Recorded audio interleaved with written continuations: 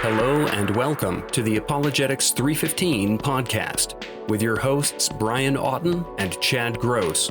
Join us for conversations and interviews on the topics of apologetics, evangelism, and the Christian worldview. Bilbo, the ring is still in your pocket. Hello, this is Brian Auten. And I'm Chad Gross. And welcome to the podcast. J.R.R. Tolkien, John Ronald Reuel Tolkien, was born 3rd January 1892 and died on 2nd September 1973. And so 2023 marks the 50th anniversary of his death. He was an English writer and philologist, and of course, most know him as the author of the fantasy works The Hobbit and The Lord of the Rings. What many might not be aware of is that J.R.R. Tolkien was a Christian. That's the focus of today's interview with Dr. Holly Ordway. In Holly Ordway's book, Tolkien's Faith, A Spiritual Biography, she chronicles the life and faith of Tolkien. We'll be discussing the impact of Tolkien's faith on his life and works, and if you're a Lord of the Rings fan, I'd really encourage you to pick up this superb biography. We've actually interviewed Dr. Ordway before in past episodes, most recently being episode 113 on literary apologetics and imaginative apologetics. Those are great interviews. Check those out in the show notes. And a little bit about Dr. Ordway. Holly is the Cardinal Francis George Professor of Faith and Culture for the Word on Fire Institute. You can find more on that at wordonfire.institute. She is also visiting professor of apologetics at Houston Christian University, and her writing, speaking, and teaching focus on imaginative and literary apologetics and the work of J.R.R. Tolkien. Her other books include Tolkien's Modern Reading, Middle Earth Beyond the Middle Ages, Not God's Type, An Atheist Academic Lays Down Her Arms, Apologetics and the Christian Imagination, An Integrated Approach to Defending the Faith. If you're interested in finding further details on these books, and if you want to take a look at her other writings and contributions, check out hollyordway.com/writing. So I really like this book, Tolkien's Faith. Within the past year, I read through The Lord of the Rings because I had not done that before. I just enjoyed the movies. Oh. And wow, I loved it. I started reading the Silmarillion and the Children of Hurin, and just the world that Tolkien has created is amazing. I love it. You know, so I see those sort of the spiritual aspects and the different worldview constructs that he brings to the writing. And so it really did make me curious about, you know, what was his Christian faith? What inspired that? What was this man like?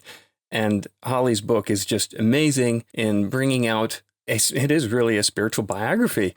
It's a biography, but it talks all about his life, his work, how his Catholic faith influenced what he was doing, how it's reflected in all of his books. When I read the book, I just thought, this is really a stellar book. It's just an amazing book, full of pictures as well, and you come away just thinking, wow, this was an amazing man. What a life. How inspiring. You know, I loved it. Yeah, and I was especially interested in the part about his upbringing and the difficulty of what his family had to endure by his mom Mabel's decision to become Catholic, and in that demographic that she decided to do so in was a very difficult one, and that cost her both, I would say, physically, for sure, and ultimately part of what led to her passing away.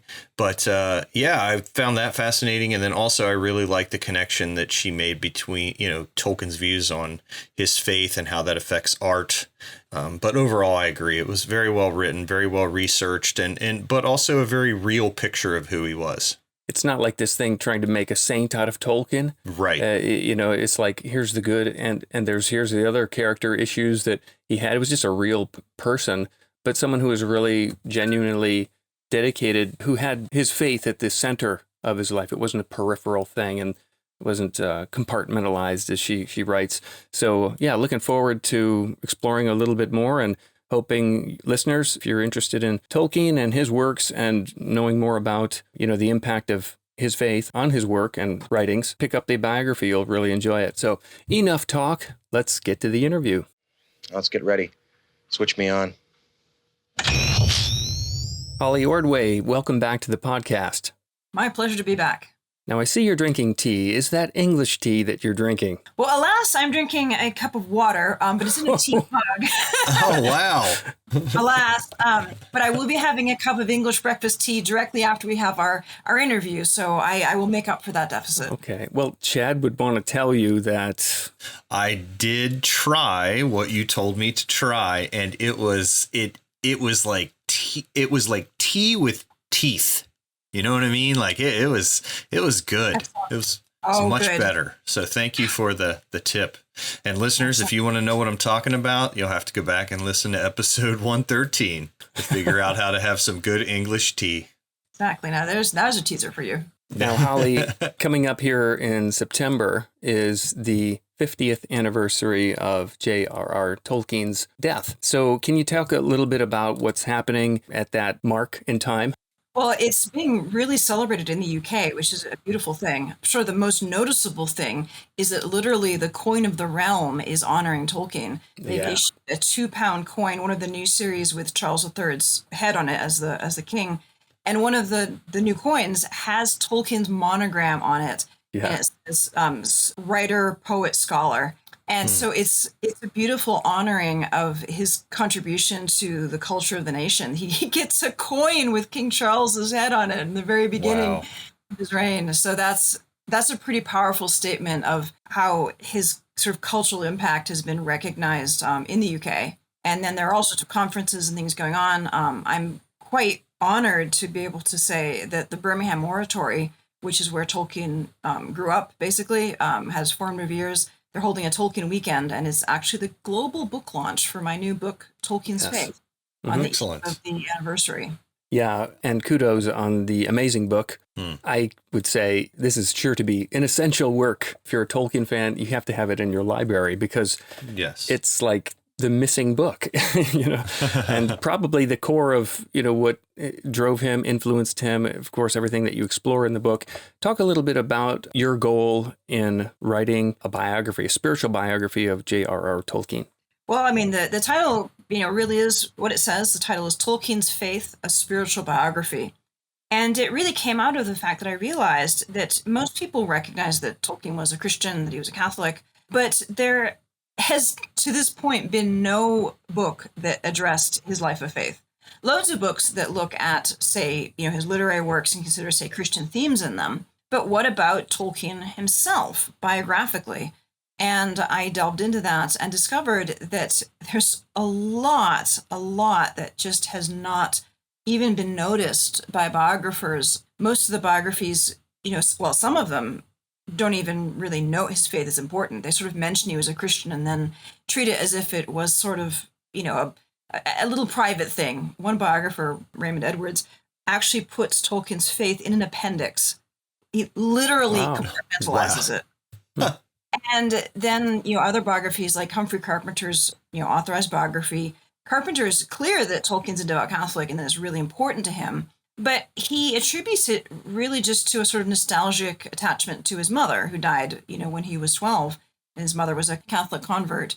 Mm-hmm. But that really doesn't explain it, because it's all very well to, have a deep emotional connection to the faith that your mother had, but that's not going to get you through 2 world wars, marriage, children, dramatic changes in culture, dramatic changes in, the church.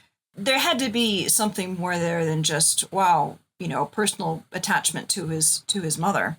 And then as I started looking really in depth at the cultural context, realizing it was really hard to be a Catholic in early 20th century England. I think, as an American, 21st century American, it's a happier age in many ways. We're much more ecumenically minded, and this is a good thing. Early 20th century, Tolkien, his mother became a Catholic in 1900. This was a time in which Catholicism was very much a marginalized minority. Centuries of literal reduction of the civil rights. I mean, it was illegal to be a Catholic for hundreds of years. And until, the middle of the 1800s, for instance, Catholics couldn't vote. They couldn't hold, positions in the civil service. They were not permitted to go to Oxford University. The university said, no, you had to swear, allegiance to the 39 Articles, which was an Anglican declaration of faith. Catholics and nonconformists couldn't do that. So sorry, you can't come to Oxford.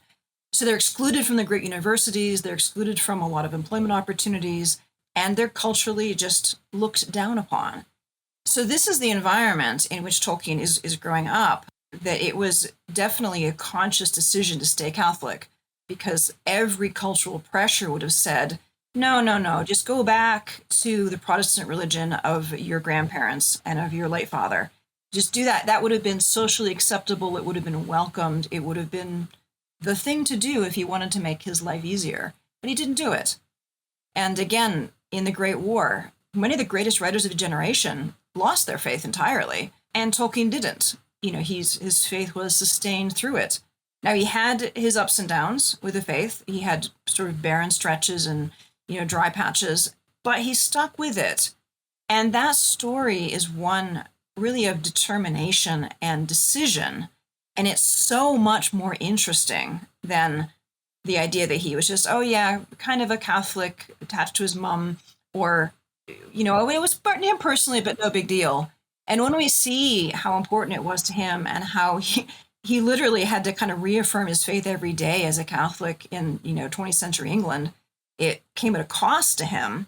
Then I started to think, well, it makes sense that his fiction is going to reflect that in some way. And it does. It really does at level.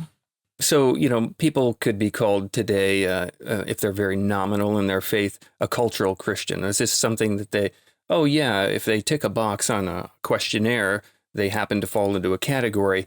What you're saying is he was raised in a place where you couldn't be a Catholic without it causing difficulty, exile, so to speak, from certain academic institutions. And so it was intentional and it was on purpose. And at the same time, you mentioned how one of those authors or biographers compartmentalized the faith section of Tolkien. But as you write in the book, it was anything but compartmentalized in his life. It wasn't a side thing. It was sort of the core of who he was.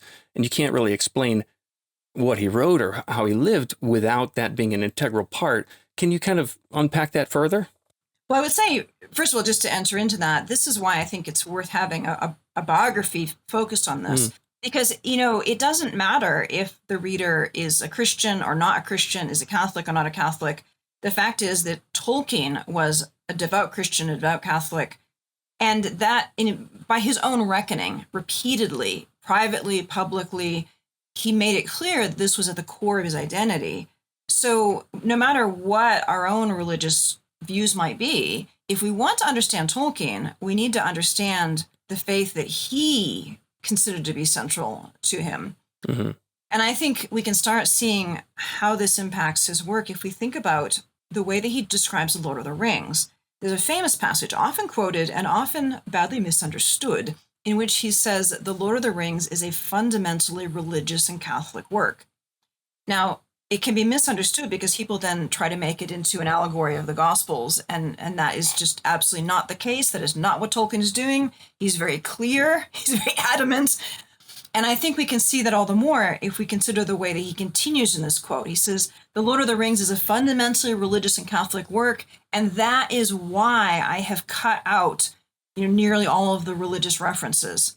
And you kind of say, wait, what did he just say? It's fundamentally religious. That's why I removed all the religious bits. But then he goes on in the next bit of that passage to say, the religious element is in the story and the symbolism, and is all rooted in the faith that he has grown up in since he was a child. So if we're going to look for these influences, we need to look not at the surface, but at the depths. So for instance, the moral framework. He's very clear that Middle-earth has the same moral framework as reality. Someone asked him once in an interview, so who is this Eru, the one God of Middle-earth? And he says, well, it's the God. There's only one, and that's him. Yeah. So that helps us to approach it. It's subtle. So I'm sitting here thinking, if his faith was so important to him, which I think you proved beyond any reasonable doubt in the book that it was, and it impacted his fiction so much that I think you also demonstrate that, then why would yours be kind of the first biography to focus on it? That seems strange to me. It is a curious question. I think there's a couple of things going on. One is that there are very few Catholic Tolkien scholars, because I am myself a Catholic, and there aren't many. There aren't actually all that many Christian Tolkien scholars, ones who really work, biographically. And a lot of what Tolkien's talking about, he's using terms, he's using references and allusions that he understood as a Catholic, but they're not necessarily particularly clear to people who are Christians of different denominations or who are not Christians at all. So the letters, for instance, are a treasure trove, but they're full of references that you don't really understand until you kind of follow the threads. And that was something that I thought, well, we really need to do this. We need to follow the threads and explain what it is he's doing here. So, for instance, he talks about Judith as a figure in the Old Testament. Well, that's in the Catholic Bible. She's an Old Testament figure there. She actually beheads an enemy of the Israelites. She's quite a fierce female figure, and little references like that, you wouldn't necessarily know what he's talking about. It can just go completely under the radar. Or he mentions his Eucharistic devotion. Well, what does that mean? Okay, yeah, Blessed Sacrament, that's a thing. Well, what actually did that mean to him? How did it shape his life? How did it kind of focus his understanding of who Christ is? So all of these things, they can kind of go under the radar if you don't have that experience. Another part is that a huge number of Tolkien's fans are Americans, and Americans don't understand English culture, pretty much, don't understand English Catholicism. And this is where I had a privileged opportunity, because I've been spending a lot of time in England for about the last 10 or 15 years. I'm there regularly. I stay in Oxford. I regularly worship in the same churches that Tolkien worshipped in. I even sit in the same pews that he sat in, which is kind of astonishing. And that has given me the opportunity to kind of get the flavor of this environment, to talk to people. I mean, I've talked to people who knew Tolkien, which is astonishing. And to realize, there's this whole English cultural dynamic that is completely not on the radar of American readers of Tolkien. So we might, if we're expecting him to be splashing his faith around, we don't see that. Well, of course not. He was English and he was Catholic. And then if you're aware of that, then you start realizing, he actually is putting himself forward as a Catholic much more so than you would expect, given the cultural environment of Catholicism in, early to mid 20th century England. And then lastly, I think there's been a huge influence from Humphrey Carpenter's biography, because, Carpenter, as I noted, just, acknowledges that he's a devout Catholic, but kind of leaves it at that. But Carpenter did not understand Tolkien's faith. He didn't particularly understand Tolkien's personality either. And he's not terribly interested in it. So he notes a few things and doesn't follow them up and doesn't put pieces together. But because his biography has been so just impactful, people have just picked up on that. They just pick up the Carpenter pattern because Carpenter didn't think it was terribly important to follow up these things. Nobody else has either. And that has just led to a kind of perpetuating of the same gaps. And I set out to fill those gaps and found it interesting. I loved in the book how there are so many enlightening little allusions. Okay, yeah. If someone likes The Lord of the Rings, but they know nothing about Tolkien himself, it's really illuminating because for me, I learned all about the aspects of the Catholic faith that I had no idea about. And it was like, okay, now I understand that. Now I understand why he did certain things with his writing. And then it's like, I'm seeing it everywhere now. And you draw all those connections. So I think if someone who maybe is a fan of The Lord of the Rings, they get just enough of those little tidbits sprinkled in along the way, little breadcrumbs of okay, lembas bread, now I get it. It makes a lot of sense of some of those things which were interesting. Lembas obviously is a huge thing. It has those Eucharistic resonances, but unless you really know what the Eucharist meant to Tolkien, you don't catch all the resonances. But then after you realize, wow, this was really important, and this is a Christological, Christocentric aspect of his faith. And now we see, the Lembas in the Lord of the Rings. Wow, this is so much more resonant than it was before. Or I'm minded too of a quote that from an interview. He remarked, almost in passing, "Oh yes, the Valar, the gods of Middle Earth. The people of Middle Earth call on the Valar as a Catholic might on a saint." Just in passing. Well, that is tremendously illuminating. He's explaining who the Valar are in relation to the people of Middle Earth. But you can't make any sense of it unless you know the second half of the equation, as a Catholic might on a saint. So hence my unpacking. Okay, what do Catholics think about saints? They're like basically friends. They're friends of God. They're friends of us. Okay, what were Tolkien's particular spiritual friends? When he said you can call on the Valar as a Catholic might and a saint, he wasn't speaking abstractly, because as a Catholic, he did call them a saint. He asked them for prayer. So if we understand more of that, all of a sudden we have a window into Middle Earth that he just says that like taking it for granted. But how many of his readers have any idea what that means unless it's explained to them? Well, here's another little tidbit where, certain names mean elf friend, and Tolkien's name Ruel, John Ronald Ruel, means friend of God. Can you talk about the significance of that little aspect, and also his other name that people don't know he has? Yeah. Well, his Ruel is a family name, so he had that given to him. But it was clearly a name that was extremely important to him personally, because he gave it to all 4 of his children, his daughter as well as his 3 sons. All of them have the middle name Ruel. And this is just clearly very important. And he's very aware. I mean, he's a linguist, he's a philologist. He notes that it means friend of God. So I think the fact that he always uses this in his name, it's the R, the second R, and the fact that he gives it to each of his children, who all have either biblical or saints' names, incidentally. So this is really important thing he's giving them. It really helps us see his self-understanding. As a Christian, he wants to be a friend of God. That's the point. That's the end goal, to be in friendship with God, to enjoy him forever. And so that name helps to signify that. It was given to him, and then he kind of takes ownership of it and passes it on. But the other name that you mentioned, this was a little discovery. And in fact, I cannot take credit for the actual discovery. It was my friend Michael Ward who pointed this out to me, but I set the groundwork for it. When Tolkien was confirmed as a Catholic, he was 11, just about to turn 12. He had his first Holy Communion and he had confirmation. It's a Catholic sacrament. And he took the confirmation name of Philip. And this is a thing very, very common for Catholics to do then and now. A particular saint that you have as maybe a role model or to be like or whatnot, a spiritual friend that you want to have.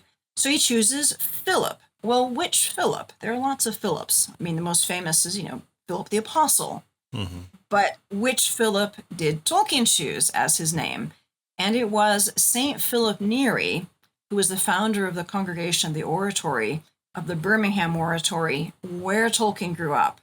And it is definitely St. Philip, because I confirmed this with Tolkien's daughter, Priscilla Tolkien. I asked her, and she said, yes, my father took the name Philip after St. Philip Neri. So this, again, opens up a whole interesting topic, because he considered this name to be important to him. He wrote it as part of his own name. He did a list of his family names in Elvish in the 1930s. Writing your family's names in Elvish. It's what one does. As you do. Yeah, exactly. So he's listing all of their names, their first, middle, last name, and he gives his own name as John Ronald Philip Ruel Tolkien. There's that Philip. He finds it important enough to put it in his name as he lists it as a grown man. And then if you look at the monogram, and this is what my friend Michael Ward pointed out, once you know that Tolkien had the name Philip and valued it, the monogram has the J, the 2 R's, and it has the T. But then if you look at it, there's a little spur on the side of the T, on the right-hand side. that doesn't seem to correspond to anything until you realize it's the hidden P. It's the base of a P. The P shares the loop with the R, and there's that little foot that tells you that it's there. And there's no other reason why it should be there, because he was very meticulous. He was very symmetrical. Every other element in that monogram is very precise. Why would there be a random asymmetrical sidebar? Well, it's not random. I am convinced that it is, in fact, his hidden Philip in there, John Ronald Philip Rule Tolkien. Yeah, That's it. And of course, that name Philip and connecting it to St. Philip Neri opens up a whole topic that has really not been considered at all, or certainly not at length, in the study of Tolkien, which is the importance of the spirituality of Philip Neri and the oratory, which was, Philip's congregation. And that's something that I think is really important for understanding who Tolkien is, and therefore what he's doing in his writing. We'll trail back to that idea where it's a religious and Catholic story. That's why I stripped it of all the overt, blatant Christian things. And one of the things you write in the book is the elucidation of truth by presenting it in different embodiments. And maybe you could talk about how he would take truths and embody them in different ways. Well, one really beautiful example of this, and there are many, but one of them has to do with the theme of pity and mercy, which was really important to him. It's a theme that works through so much of his writings. And this is very much, a Christian theme, the importance of mercy. And it would regularly be clear to Tolkien that it's a Christian theme, because he was a scholar of, Old Norse literature, which things like pity and mercy were for the weak, right? But no, pity and mercy are fundamentally Christian values. And if you look at what happens at the climactic scene of The Lord of the Rings, it's not actually the climax of it, but it's the peak of the quest, as it were, where Frodo is standing at Mount Doom. He has got all the way there bearing the ring, and he fails at the quest. He fails. And we tend to forget this because, the Middle-earth is saved, yes, but at the climactic moment, Frodo, his will has been broken. He's done everything he could, but he has been taken past the point of endurance, and the ring has broken his will. And he says, I will not do this thing. I will take the ring for myself. All would have been lost, except Gollum seizes the ring, and it falls into the cracks of doom and is destroyed. Well, why is Gollum even there? It's because earlier, Frodo had the chance to kill Gollum, and it would even have been a sensible thing to do. He's been trying to steal the ring. He's been trying to kill them, but he doesn't. He has pity and mercy on this wretched Gollum, and he lets him live. And before that, in The Hobbit, Bilbo had the opportunity to kill Gollum, and he didn't. He had pity on him. And Gandalf says it's for that reason that Bilbo took so little harm from the ring. So the very reason that Gollum is there is because of the pity and the mercy that has been enacted first by Bilbo and then by Frodo and indeed Sam. So in God's providence, even though Frodo himself is incapable of completing the quest, the fact that he showed mercy and pity earlier means that providentially the quest is still completed and Middle-earth is saved. And this is a theological meditation, is very clear in the fact that Tolkien, in one of his letters, even says that scene is a meditation on the section of the Lord's Prayer that says, lead us not into temptation, but deliver us from evil. And now there are all sorts of other things going on. I mean, he's a genius writer. There are levels and levels and levels of narrative art here, but it also has that theological level and the Lord's Prayer and the themes of mercy and pity baked right into the story itself. I wanted to ask you this because I've heard conflicting claims about his view on allegory, and you're talking about how the overt Christian references were removed, but the themes are clearly there. Whereas C.S. Lewis, his friend, was very explicit in his allegory of Narnia. I've been told by some that Tolkien hated allegory. But then others say, no, he didn't hate it. It just wasn't the medium that he decided to use in Lord of the Rings. So kind of what's the real story, if you will, when it comes to that? Yes, it's a very tricky question, but the answer is the second of those two options. He did not hate allegory. He used it when it did not suit him to use allegory in The Lord of the Rings. The Lord of the Rings is not allegorical. He's very clear on that. As a literary form, it is not an allegory. Right. Elsewhere, he does write allegorical stories. So, for instance, he has a beautiful short story called Leaf by Niggle, and that's a straight-up allegory. It's about purgatory. And he's very clear. He calls it, his purgatorial story. It's an allegory.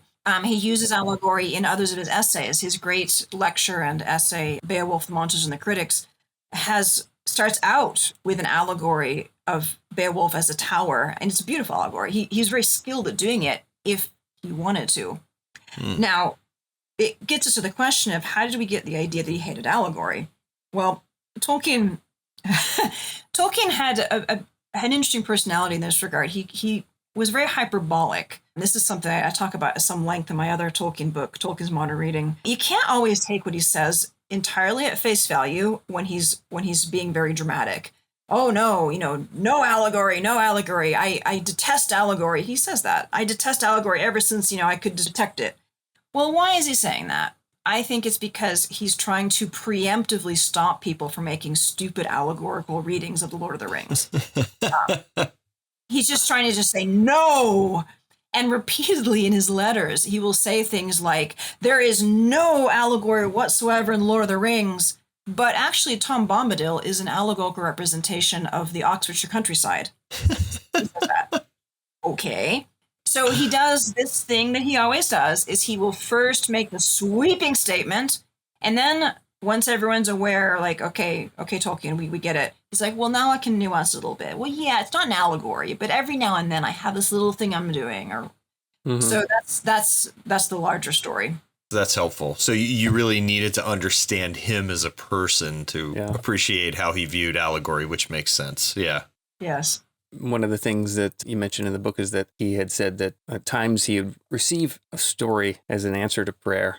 I thought that was just beautiful, that his faith was a part of his life so much that he was praying about it. He was praying about what he was writing, and then maybe he got his breakthrough, so to speak. Were there any particular stories that he mentioned in that? I mean, you did mention Leaf by Niggle, how it's a story about him writing for a long time and working on something so hard, but then he writes it in a record time, so ironically. But what are your thoughts on that? Yeah, I wish we knew more. We just have that statement, that he told that to his friend Clyde Kilby. And it absolutely makes sense. He was a man of prayer. He had a regular prayer life. He read the scriptures regularly and he prayed. It'd be neat to know more specifics of it, but I think even just the fact that he could just sort of toss it off as of course, many times. It does bring home the fact that his faith was integrated into his life. It wasn't just what he did on Sunday mornings. It was part of his daily life. And he certainly did a lot of praying for other people. His letters, and there's lots of references to praying for other people's needs. He once had an intuition that one of his friends was in financial need, and he went home and sent him some money. He responded to that, and it turns out that his friend actually was in need. And so then he was able to say to the friend, oh, well, I guess it really was an answered prayer. So it was really part of his integrated life in a way that was just normal and ordinary for him. You mentioned different little rough patches in his life as far as his spiritual life goes. And there's a quote that becomes the title of one of your chapters there. I almost ceased to practice my religion. Can you talk a bit about that sort of particular area in his life, what caused that and what he went through? Yeah, and I think this is really important to note because it's so easy. We see him at the end of his life as a mature man, as a secure Catholic, and we kind of I even did, to project that backwards and assume that his life of faith was sort of untroubled from the beginning. But, whose is, right? And certainly his wasn't. Right. He had a bit of a slack period, his first year at college. That'll resonate with a lot of readers.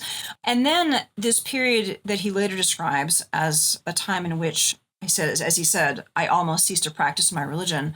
This came later. He had taken up his first job at Leeds. This is after the First World War. And he just went through a barren stretch. Now, it's hard to tell from the information we have exactly how long it was, but it was reasonably lengthy. It was some years at least. It might have been as long as 10 years, depending on how you count the markers that he gives for the barren stretch. But he describes it as a time in which he just felt this starving hunger for God, but for whatever reason wasn't able to fulfill it or wasn't fulfilling it. And it's an interesting point in his life because it comes not his sort of barren patch doesn't come during the Great War. His faith is actually sustained quite strongly through the war. He's had so much suffering in his life before he even gets to the war. He's lost both of his parents at a young age. He's basically faced the problem of suffering and been mentored through it by his guardian, by the other priests at the oratory. He's able to face the fact that he's got the problem of evil played out in real time around him in the trenches. It's horrible, but he gets through it. But then he has this slump afterwards. And I think it has to do with the fact that he's trying to just readjust to so many things. He'd been in the army, he'd been regimented in terms of his life, but in terms of his faith life, everything was sort of on the fly. You know, if you can get to Mass, you can, but you probably can't. The church gave dispensations to the soldiers. You know, like you don't have to have the Sunday obligation because, you know, how can you get to Mass? Because Catholics are normally obligated to attend Mass every week on Sundays. Mm-hmm. So that had all been waived during the war for the soldiers, you know, because they couldn't do it. But then after the war, he's trying to pick up his normal threads of life, trying to get back into the habit of going to Sunday Mass, of a regular life. And he's trying to figure out, okay, now I need to be a husband and a father, and I need to be a civilian. And I think it's an unstructured time for him in many ways. And it leads to this sort of slump. And I find that very human. He comes out of it. But he went through a patch, and he's very forthright. He doesn't make excuses for himself. He says, yeah, I almost ceased to practice. He recognizes that he kind of failed for a stretch, and then he manages by the grace of God to pick up again and carry on. One of the things that we were talking about a moment or two ago was C.S. Lewis and how they had a friendship there. And there was not just a literary friendship, but a spiritual friendship as well. And one inspired the other. And I think you explain in the book that it's quite possible neither one of them would have done what they have done without each other. And so that was an amazing part of the book. And I would say to potential readers, go out and get the book, because you talk a lot about the Inklings, his group of literary friends and comrades who meet together, encourage one another, and basically take the mick out of each other's writing, things like that. So talk a little bit about those relationships and what we find in those dynamics. Well, I think one important thing to note from the beginning is that Tolkien, he was a faithful Catholic, and he also had lots of non-Catholic friends. He had non-Christian friends. He really lived out ecumenism before ecumenism became widely recognized as a thing we ought to be living out. He managed that sometimes challenging dynamic where he was quite firm on what he believed, but recognized these are my brothers and sisters in Christ. Even if they're separated brothers and sisters, they're still my fellow Christians. And he was able also to respect people who were not yet Christians. When he first met C.S. Lewis, Lewis was an atheist. And not only was he was an atheist who had a chip on his shoulder about Catholics because he'd, come from a pretty anti-Catholic Ulster background. And yet, Tolkien is able to become friends with him. They become good friends over their mutual love of Norse literature while Lewis is still an atheist. And I think this is really beautiful. Tolkien doesn't have a litmus test for his friends. Like, you have to be, a devout Christian in order to be my good friend. He is at that point strong enough in his faith. And I think actually that his friendship with Lewis helped to bring him out of that slump, helped to strengthen his faith, because Lewis, he's a brilliant man. He's, only with Tolkien could he hold his own, right? These are two brilliant men. Lewis was questioning, he was pushing, he was arguing. They had these long conversations until, 3 a.m. And I think the fact that he had to hold his own against a really curious, motivated atheist helped him to shape his own, strengthen his own faith. And of course, in that process, he's helping Lewis recognize, oh, there's something here. And Tolkien's one of the figures who is influential, first in Lewis becoming a theist, believing in God, And then, that pivotal Addison's Walk conversation in helping Tolkien helped Lewis to get over that last step for Lewis to become a Christian. It's specifically, Tolkien and his friend Dyson, who Lewis names as helping him over that. So we probably wouldn't, we wouldn't have mere Christianity if it weren't for Tolkien and his long talks with Lewis. Yeah, and that kind of raised a question I had with their, career trajectories, I suppose you could say. We have Tolkien, who, and I know that they were educated in slightly different fields. I understand that. But Lewis became very well known for both his fiction, but also his, what we would call now apologetics or philosophical works or whatever, however you want to label them, where Tolkien not as much. And do you know the role that kind of arguments and evidences played in Tolkien's life and why maybe he didn't publish that as much as, say, Lewis did?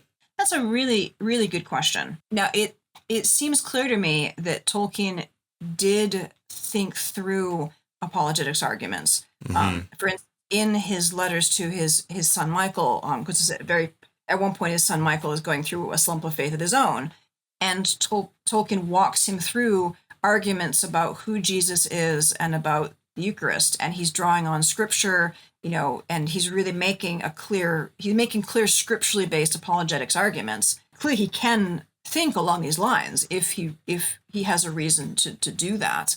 And then, very interestly, we have to ask ourselves, what did he talk about with Lewis? Oh, we don't have a transcript. We don't know. Darn it. But we have the closest thing to it, which is the poem Mythopoeia that Tolkien wrote soon after these conversations. There's a short bit of it excerpted in his essay on fairy stories, but the whole poem is well worth reading. And it is an apologetics argument. It's basically the argument from beauty and the argument from reason. And that's one of the things I unpack in this book a little bit. Because he is, for instance, asking the question in the poem, okay, we see beauty. Why should we recognize that beauty is beauty and evil and ugliness is ugliness? Well, we have to have a transcendent moral value to do that. I mean, he's making quite robust apologetics arguments in this poem, saying that the reason we can even recognize beauty is that we have been made in the image of a maker, that we recognize that because there is a source of objective good. So it's really interesting to notice that. Now, I think that Tolkien just knew what his skills were. He knew what his gifts were and what they weren't. And I think he just, his own gifting was to express these things poetically. So Mythopoeia is the closest we get to a published apologetics argument from Tolkien. We know that he was willing to talk about these things personally in letters. And we know also that he had various friends that he talked to individually about matters of the faith. So clearly he was willing to do this apologetics discussion one-on-one. But I think he just recognized it wasn't his gifting to be public about it. And he felt that he was an English professor. He was a literary critic. He was a linguist. He was not a theologian. And so he did not feel it was his calling to speak about it or write about it publicly. But I found it very illuminating to see that he was still doing it interpersonally and clearly thinking through the apologetics arguments, even if he wasn't, speaking publicly about them. Yeah, because we do know that he did get kind of Lewis. I mean, I know ultimately it was the Holy Spirit, but he did get Lewis kind of over the hump on the incarnation, right? Yeah. Yeah, I mean, and so, it's a myth that happened in real history. Right. The true myth idea. Yeah. So it would have just been. I mean, I know we could do this with every literary figure, but it would have been fascinating to think like how he would have laid that out, where he had done it in print. Yeah. Well, I do think that the poem Mythopoeia is the closest we can get to that, because it's basically a reprise of his conversation with Lewis. It's written soon after. And that's why I walked through it quite a bit in the chapter on that in Tolkien's Faith, because it's very little known and it's extremely illuminating about Tolkien's theology and his understanding of apologetics arguments. Excellent. Thank you. Along the lines of the theological things that he was involved in, there's a short little excerpt within the book where you talk about he translated the book of Jonah as part of a Bible translation project. Shine a little bit of light on that before we start to close. I have a couple more questions, but I thought that was really interesting and a great read, too. Yeah, it's great fun. It's funny because Tolkien worked as a young man for the Oxford English Dictionary for a bit, writing definitions. And so later on he could joke, I wrote the dictionary. So in a sense, we could say he wrote the Bible. He translated the book of Jonah. And this was in the 60s. There was an English edition of the Jerusalem Bible, which was a really excellent French translation of the Bible with lots of really good scholarship and the most up-to-date historical critical methods being used.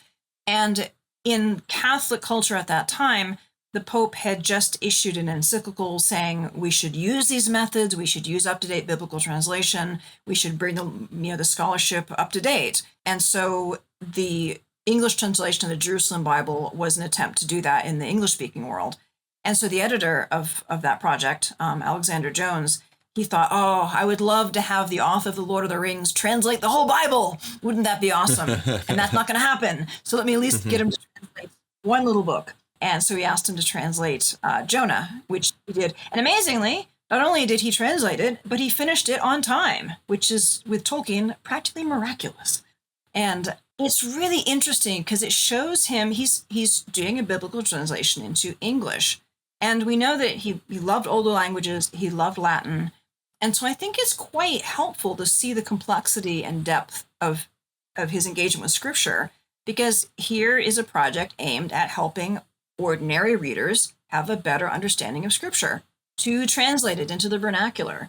Not only did he not have a problem with it, he was not a Latin snob. He could read the Bible in Latin and Greek, and he did. But he also read it in English devotionally, and he was very happy and honored to translate it to help other people to do the same. Yes. One question I wanted to ask you, Holly, I get the sense that you must have just had a blast writing this book and researching it, and what a privilege. I'm just well done, of course, but I'm wondering, how has writing about Tolkien's faith and researching that, how might that have impacted your own faith or illuminated your own walk in any way? Well, I did have a marvelous time writing this book, completely exhausted. It was an utterly engrossing and exhausting process, but I loved every minute of it. And I felt so encouraged by it. I really felt that the more I learned about Tolkien and the more I saw him as a really three-dimensional figure, he had a barren stretch in his faith. He had his faults. He certainly did. He admitted that himself. But seeing him with his faults, with all of the things going on in his life, he's trying to work as an academic and he's trying to raise 4 kids and he's writing and he's got so much going on and he's not finishing half the things he's starting. In this slightly messy life, we have such a beautiful picture of a man who loves the Lord and who is really trying day by day to live that out, to be faithful to the Lord whom he loves so much. And I just found that really moving, this picture of a kind of ordinary virtue. I'm an academic. This is like my life. I'm not the genius Tolkien was by a long shot, but this is a world that I understand. And so I felt really encouraged in my faith and, kind of motivated to keep up, to do the life of prayer, to do the scripture reading, to keep on keeping on the way that Tolkien did, because he shows what it looks like and it's beautiful. Yeah. Very enjoyable book. I want to just say to our listeners, if you've read The Lord of the Rings, this is the next one to read. Definitely really encouraging and learned a whole lot as well. But Holly, thanks so much for joining us for the interview. We wish you all the best on the launch of the book and the speaking tour that you're certainly going to be on for a little while here. But point us to where we might find more of your resources and anything that you have coming out in the near future. Well, for the book itself, order it in Amazon, or you can pre-order it and then order it in Amazon, or you can go to my publisher at wordonfire.org/Tolkien. And then if you want to keep up to date with my work, and including my finally updated speaking schedule, you can go to my website, which is hollyordway.com. Great. Well, thanks so much, Holly. All the best. Thank you. My pleasure, as always. Thanks for listening to the podcast. If you have a question you'd like us to address or just a message for us, feedback, good or bad, you can either email us at podcast@apologetics315.com or leave a voice message for us using SpeakPipe. Just go to speakpipe.com/apologetics315 to leave us a message. And remember, if you include a Ghostbusters quote in your question, we guarantee that we'll read it on the podcast, and we also ensure up to 50% better quality answers.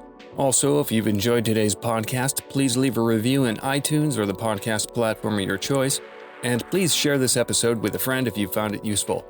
Remember, you can find lots of apologetics resources at apologetics315.com, along with show notes for today's episode. Find Chad's apologetic stuff over at Truthbomb Apologetics. That's truthbomb.blogspot.com. This has been Brian Auten and Chad Gross for the Apologetics 315 podcast, and thanks for listening.